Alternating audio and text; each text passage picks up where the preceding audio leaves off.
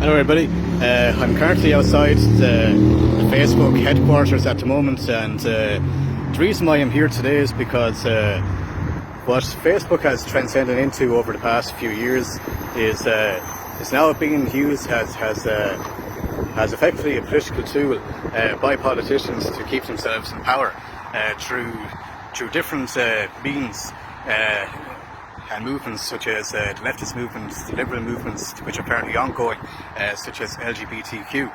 And as you can see in their sign behind me, like, you can obviously tell like who their allegiance is primarily with. But see, the problem is, like Ireland has a population of 5 million people, and because the information we receive is so heavily narrated, whenever you speak out or have any sense or element of conservative views in this country, you're immediately shut down. You're branded with various different slander terms such as bigot, racist, xenophobe, far right, etc. Yet the one thing that people never talk about is how extreme the left can actually be themselves. And I guess a very good example of that is in America, where there was mass riots over the death of George Floyd. And say same thing, I'm pretty sure that if you looked at the protests, you would have observed LGBTQ flags, and standing right beside that were various different socialist movements and communist-based movements, which is why you saw the communist fist. And unfortunately, that's how this country is being ruled at the moment. It's being ruled by a fist, where if you speak out or if you say anything, you're immediately bashed down, you're blocked, you're smeared, and you're instantly labelled.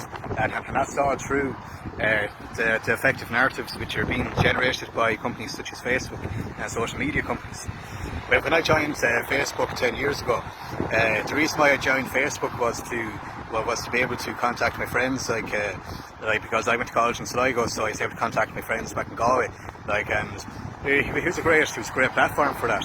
But over the past number of years, it's just completely transformed into a political battleground where it's been actively controlled. If you do post any conservative-based material, there's a very high chance of it being labelled or misconstrued as to being something that may be conceived as far right, even though there's actually no actual proof or evidence that there is any presence of a far right in Ireland as is.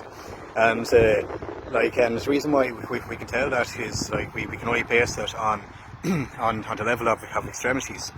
So recently they're talking about reintroducing or bringing in hate speech laws into Ireland, which would basically shut down conservative viewpoints in this country.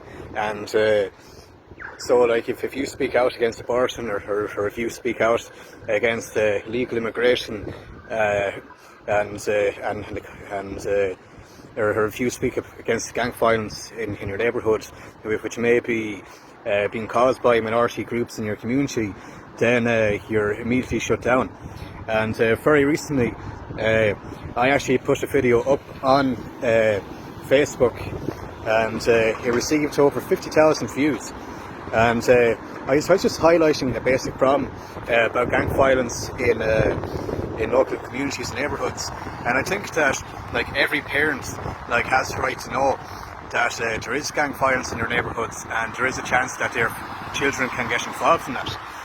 And if people are made aware of these issues, then maybe there would be less antisocial behaviour, like gang violence, teenagers running around the place beating each other up. But as you can see, they are very politically aligned with leftist-based groups, which obviously goes hand in hand with Leo Varadkar and Micheál Martin and all of the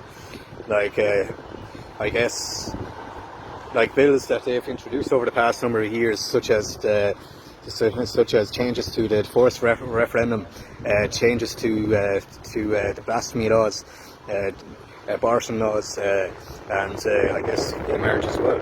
And that was all like introduced into Ireland using social media platforms such as Facebook. And the problem is, like the moment like a person will speak out about it, like they're like they have tools, and they've like professional like moderator groups on Facebook, which actually like shut down and delete people if they have like any sense of view which is outside of the narrative of what they're trying to contrive. And I'm not sure if you can see it, but up across the road, I'm actually on a street of what the street is called is it's actually called Mystery Hill, and unfortunately it does actually live up to its name, because what Facebook has done, it has brought on but misery, has ended long-term friendships between people, over stupid things, over stupid things, over the matter of somebody having an opinion. And the reason why is because if you shun down a person's thought or critical analysis, then you're only allowing for a one-way traffic to occur in this country. And because of that, we're just going to have more and more liberal-based laws passed into this country, and and that's already been indicated by the fact that they are now speaking about bringing in hate speech laws and potentially getting the Gardaí involved for arresting people for speaking about various issues within the country. And I believe there was actually a politician who was speaking out, and she recently said that she needed to delete her Facebook profile, and she was talking about hashtag be kind and all this sort of stuff. Yet, where was the moderation and content when Gemma Doherty and John Walters went to the High Court and they raised that case against the Irish government for implementing unconstitutional laws in relation to the lockdown, so in a sense, the level of abuse that I was allowed towards those two people during that court trial, which was obviously only done to literally dumb down or prevent their case from getting proper support, it doesn't weigh up, and it doesn't allow it to be a fair battlefield. And back in 2018, I believe Mark Zuckerberg was actually brought to court. And the reason why Mark Zuckerberg was actually brought to court is because he was found they were basically deleting conservative voices off the internet. They were also deleting Catholic-based material. So they're anti-Christianity and they're anti-conservatism. So anyways, the proof is in the pudding there behind me. It's a big massive thumbs up to the LGBTQ plus side, and I think that we should challenge what Facebook are doing. We should challenge any so-called hate speech laws, because there's a major difference between hate speech and having a debate. People are going to have a difference of opinions. There's an awful lot of stuff that I could say that I'm incredibly offended by, such as transgenderism, you know what I mean? They're just because the industry is being so heavily promoted. If you do have any negative response to that, or if you're fundamentally against it, then